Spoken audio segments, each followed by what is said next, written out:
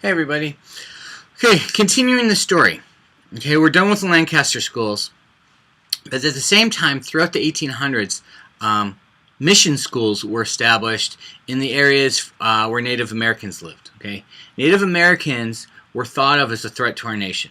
Okay, they were godless heathens that needed to be Americanized.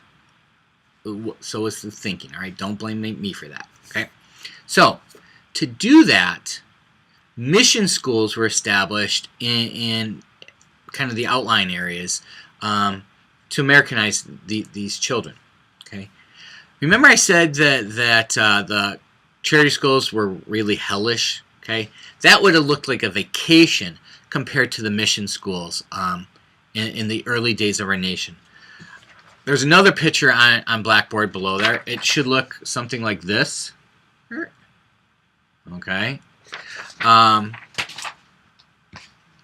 So let me explain what it is. Okay, first of all, you have to get in your head, these people are a threat to our nation, and they're godless heathens that need to be brought into the fold.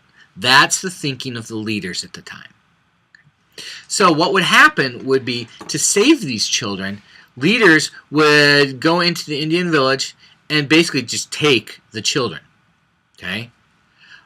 March them or put them on a wagon, I don't know. But they would get them to a missionary school, which, if you look at the picture, is enclosed by a fence. Okay? It's basically a prison. They march in, they shave them bald, okay? They give them a new name, okay, because they don't want these Native American names, so you have to have good Christian names. Okay? And then they send them to the boys' dormitory or the girls' dormitory, and they educate them in there until they are deemed Americanized, okay, good American Christians, and then they're let out. But the discipline in mission schools was just heinous. Children died in mission schools in the name of saving them. Luckily, those kind of mission schools died out eventually, but it took a very, very long time. Okay, so that was one another form of schooling that rose up and left. Okay, now dame schools. Okay, dame schools were basically very small schools, usually in the house of some wealthy woman, where they basically taught young girls how to be proper ladies. They taught them needlepoint, basic literacy, because you need to be able to read. But they were basically finishing schools, teaching young girls how to be proper ladies in society. They weren't very widespread, but your book spends a little bit of time talking about them, so I thought I'd throw them in here. Okay, now let's get into the slave schools. These are pretty interesting. Okay, first of all, educating a slave was illegal. You don't educate slaves, because if you educate slaves, then they might learn, they might become educated, and they might revolt or object to being in slavery. That's the thinking. Okay. So eventually, we have a civil war. We have the Emancipation Proclamation. There's no more slaves. Okay. However, educationally, African Americans really got the short end of the stick here. Throughout, until the mid 20th century, African American education sorely lagged behind education for the white children. In the story of the development of education for African Americans, there are two giants I want you to know about. Okay, W.E.B. Du Bois was an African American leader. Okay, at the same time that Booker T. Washington was a leader.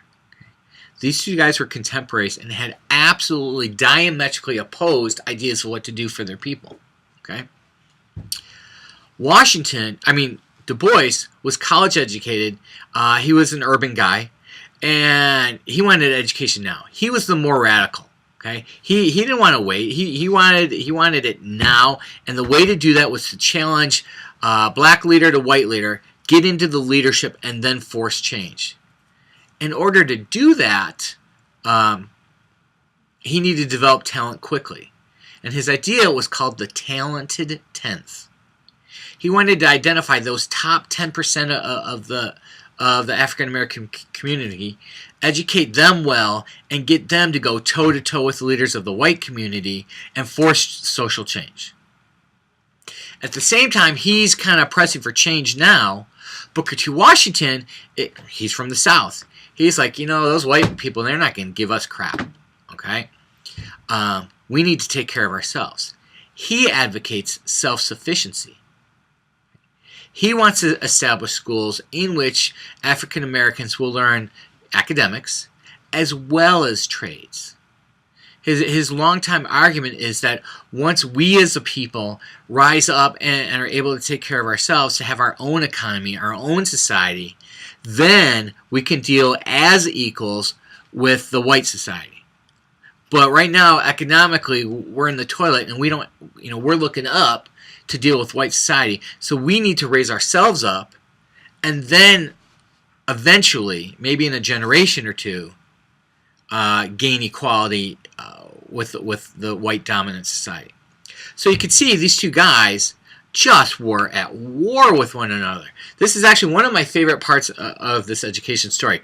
There are a series of newspaper articles in which Du Bois or Booker T. Washington go back and forth, stating their opinion, arguing back and forth against the other guy. It's really a fascinating part of educational history if you're interested in that. Oh, one last thing. Okay.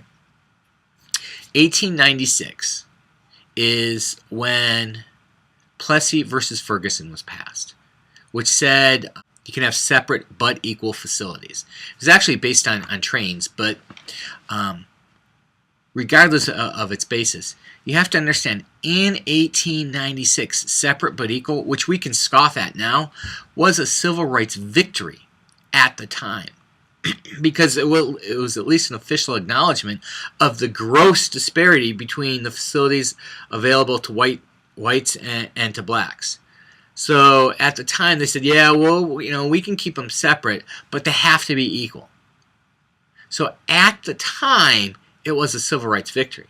I mean, in 2013, it's really easy to look back and say, what were they thinking? I mean, we're 50, 60 years past Brown versus Board of Education. But at the time, that was looked at as a victory. Now that we're in the 1800s, I'm going to cut this, and then the next thing is going to be all about Horace Mann and the Common School Movement. Because the Common School Movement is the thing that lays the foundation of what we have as our public school system today. Bye-bye.